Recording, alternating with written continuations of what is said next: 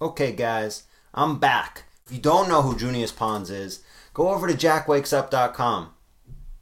That's where you can find out some more information about Jack Wakes Up and Junius Pons, Jack Palms, Freeman Jones, all the other characters there from Jack Wakes Up. I'm back today to talk to you again about the zone. You guys remember this? Great. So you guys are working on writing, and one of the things that I wanted to talk to you about was the zone, the relationship between the reader and the writer.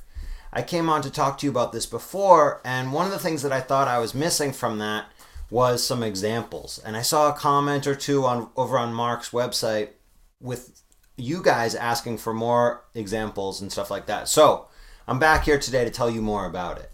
Now, remember that with the zone, what we're talking about is finding the right relationship between the amount of energy that the reader puts into the reading of the piece and that the writer puts into the writing of the piece. You want there to be enough room so that the reader can put their own experiences and images into the piece, but you also want to make sure that you're guiding that and not just letting them come up with anything they want willy-nilly. Have them imagining that the characters are in the kitchen when you're writing it and you think they're supposed to be in the bedroom. So that's the kind of stuff you've got to control. But what happens a lot in writing that I see, early writing, is that people are over on the level where the writing's not doing enough and the reader has to come way over to figure out exactly what's going on. And when that happens, the readers, you get the sloppy reader. The readers are putting in all kinds of stuff on their own and figuring out things that maybe you had no idea you wanted them to imagine. So, a couple of ways that we can avoid doing this when you're writing. First thing to keep in mind is that you always want there to be a physical description of what's going on. You always want to be in control of physically where your characters are and what their bodies are doing. Remember, bodies are important parts of this. Our goal as writers is to make the movie in our reader's mind so that they can see this thing as it's happening. When you're reading a book and you see that movie in your mind, that's when it's working. That's when you're imagining the characters, you're going with the story, the artifice is complete. That's what you guys want to create. And so part of that is making sure it's always physical. One of the places where this can happen, where you lose the physical altogether and it can be a real problem, is with dialogue. I see a lot of writing where people have dialogue that goes on and on and on and on and on. And we love this. Dialogue can be really great. Dialogue is super, the way I talked to you about it before and the first time I was on Word Sushi, in that it's really immediate and it brings you right into the action of what's going on, the present of the story. It's like this is happening right now.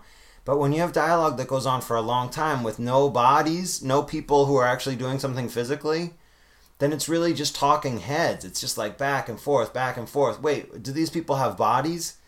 I was reading a student story recently where these two people were talking in a car, and the whole time their dialogue was going back and forth, but you never knew what was going on outside of the car, where the car was. Even if the car was moving, you had no idea. So it's just like, what's going on here? Where is the car? What are their bodies doing inside of the car? You need to always have that picture of their bodies in your mind. And sometimes, I was reading Raymond Chandler last night, and his characters, they'll even do random stuff. Like they'll do things like rub their nose or feel their eyes, any kind of weird thing that a character might do, mop sweat, something like that. Anything that they can do so that there's constantly a physical presence there of them doing something that the reader can grab onto. An important thing about that also is physical action.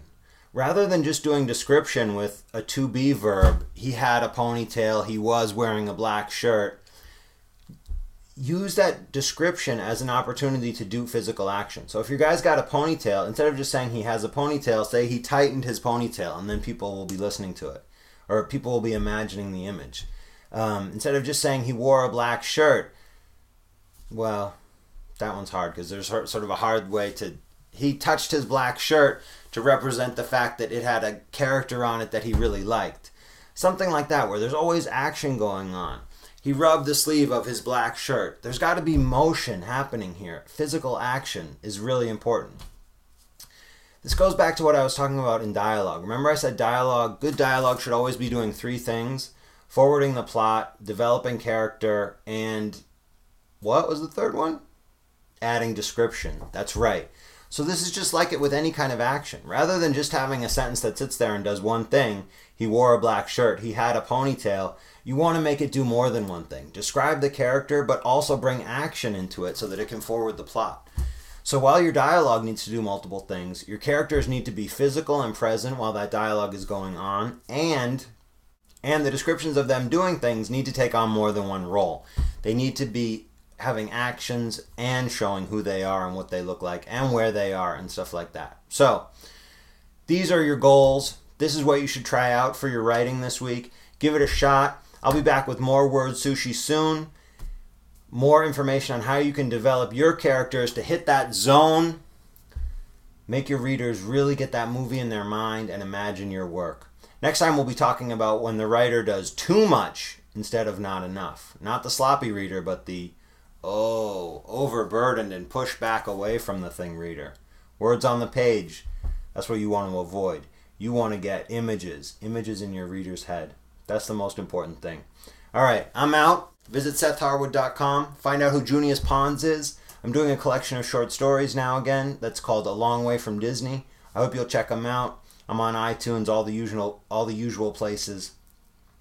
Thanks for being here. I'll see you soon. Oh yeah, 2 last things. One is that I know had is not a to be verb. To be verbs, there's 8 forms of them. Do you guys know what they are? Was, were, am, are, were, being, been. Figure them out. 8 forms. And the last thing I wanted to mention was that another way to watch out, not just in dialogue where people have a lot of talking head syndrome, but watch out for the overdone and too much of it interior monologue. You go inside your character's head, where's your reader? It's all inside the guy's head. Thoughts, thoughts, thoughts. Same thing. Where the girl was in the car talking to the other character, she was thinking half the time. No idea what's going on outside the car. No idea what her body's doing in the car. No bodies, no physical. How's that for a product placement? Jack Wakes Up, the book, coming on March 16th. Just got the first copy right here. This is the first printed copy. Smells like carpet. See you next time.